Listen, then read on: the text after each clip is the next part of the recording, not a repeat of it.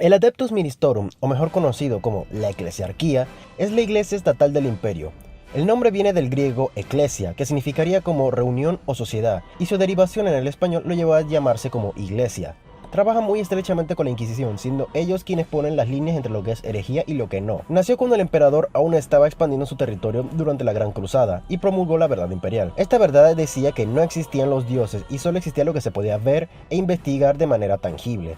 Así privar a los dioses del caos la adoración humana.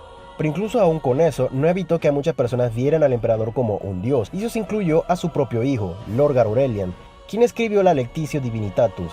Eso hizo que el emperador llamara a Lorgar y viera cómo su ciudad preferida ardía. ¿Quién fue? Por culpa de él. Mía. Esto hizo que el propio Lorgar sintiera odio a estos marines y al propio Robute, pero eso es otra historia. Este evento causó la caída de Lorgar al caos y desencadenó la herejía de Horus. 10.000 años después, Guilliman ha despertado, y el estado actual del imperio es algo que no es de su agrado, en especial la eclesiarquía, pero no es porque crean en el emperador como un dios, pues él mismo está considerando que ya se convirtió en uno, sino por la cantidad de fundamentalistas y lujos que ésta tiene. Incluso tiene en su poder la propia Lectitio, firmada por el propio Lorgar. En principio pensó en destruirla cuando despertó, pero Cole y Celestine le convencieron de que lo mantuviera. Después de la herejía, el emperador tuvo que ser entronizado para mantenerlo con vida en el trono dorado. Lo que sucedió después fue la inevitable formación de cultos y sectas a su figura. Con el tiempo, estas sectas se peleaban entre sí, eliminándose o asimilándose en una organización más estable. Una de estas fue el culto al emperador Salvador, que surgió en este conflicto. Para el milenio 32 ya logró tener un asiento en los altos señores de Terra y ser un jugador más en el poder político, creando así el Adeptus Ministorum. ¡Aleluya por Muñeca System, hermano! Varios milenios después, en especial el milenio 36, la eclesiarquía logró aún más poder a raíz del interregno de Novaterra. El interregno es muy interesante, pero para resumir, la política secular no logró reunificar el imperio y Novaterra quería mantenerse independiente. El culto imperial logró que volviera al redil gracias a la creencia común del emperador, pero esto no fue para nada fácil. Hubo un evento en este interregno conocido como el Cataclismo de las Almas, que resultó en grandes cantidades de derramamiento de sangre.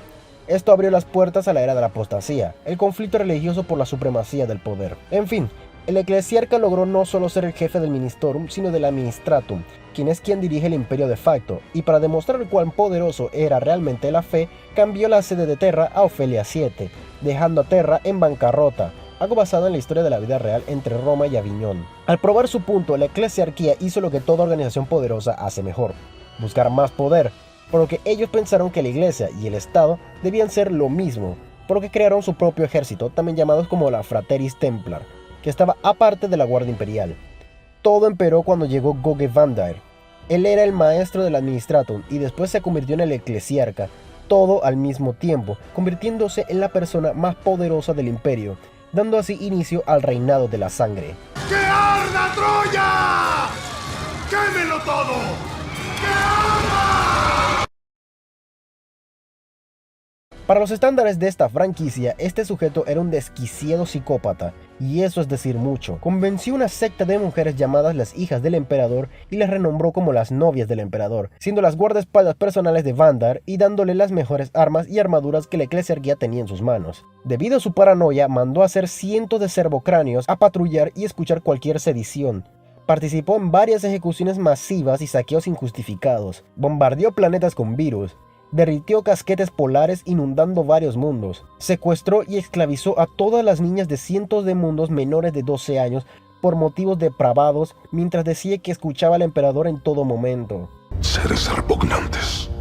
Todo eso se rebalsó cuando Sebastian Thor y su secta herética, que había conseguido adeptos y apoyo de los Marines y el Mecánicos, invadieron Terra en lo que se conoce coloquialmente como el segundo asedio de Terra.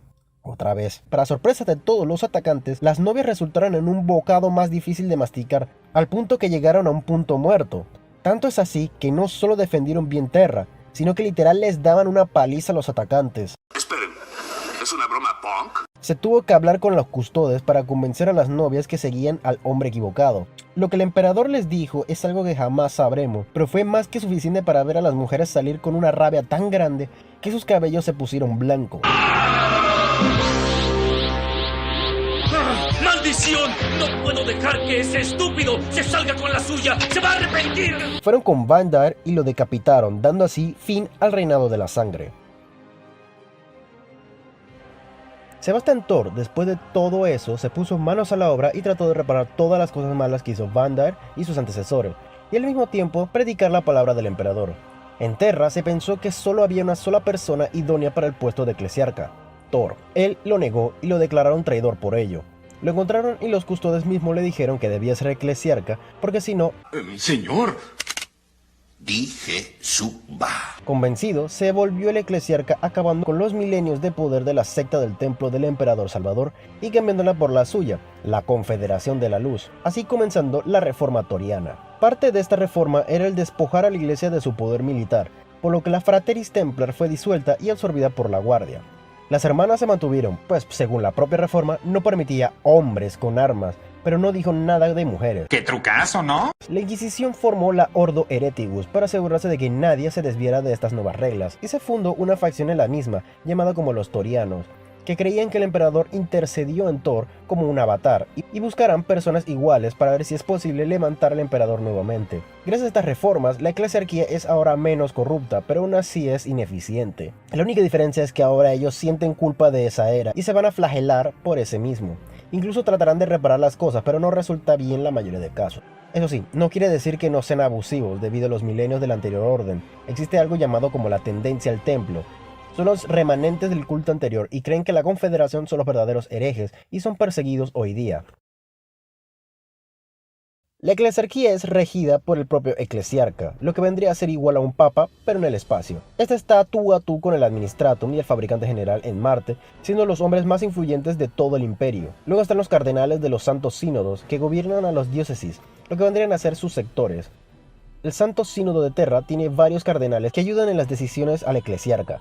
Debajo están los predicadores, clérigos, obispos, vicarios, abades, ministros, confesores y hasta monaguillos. Aparte de ellos existen otras organizaciones semi-independientes que obedecen la eclesiarquía, pero pueden ser llamados por otras facciones si así lo desean. Por ejemplo, las hermanas de batalla. Ya les hice un video explicativo a su facción, así que no me voy a explayar mucho. Son el brazo militar de la eclesiarquía dividido en 4.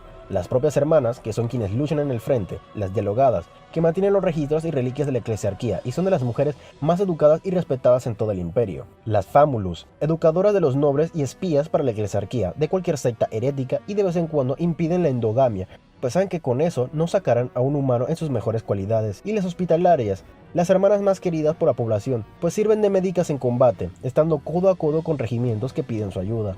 También son expertas en el arte de la tortura debido a su conocimiento médico. Milicia Frateris. En la reforma toriana no pueden haber hombres en armas, y eso está en el decreto pasivo.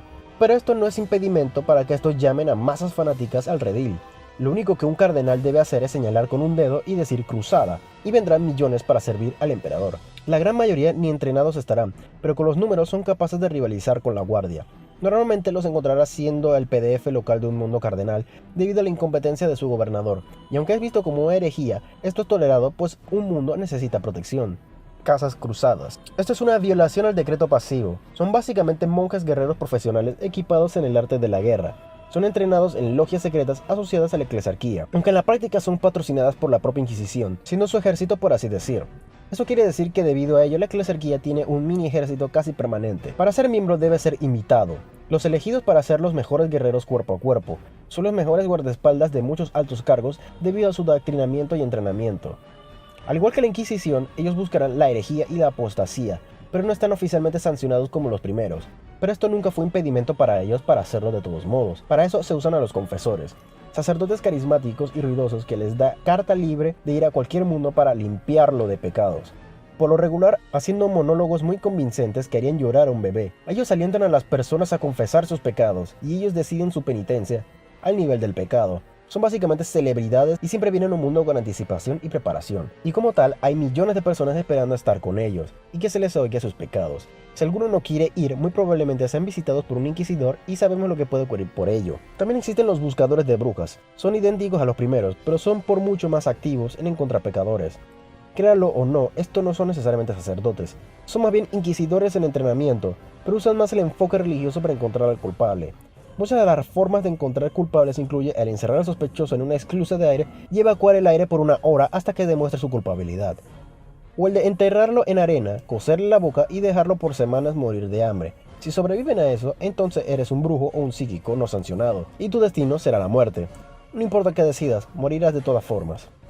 Espero que les haya gustado este video sobre la eclesiarquía, su historia, su forma y estructura. Pronto subiré un video explicando más a fondo eso de ser fanático intolerante, si es todo verdad o falsos verdaderos para la comunidad. Si les gustó el video, dale un like, compartir y suscribirse, pues así me ayuda a seguir con este proyecto. Sin más que decir, me despido. Nos vemos.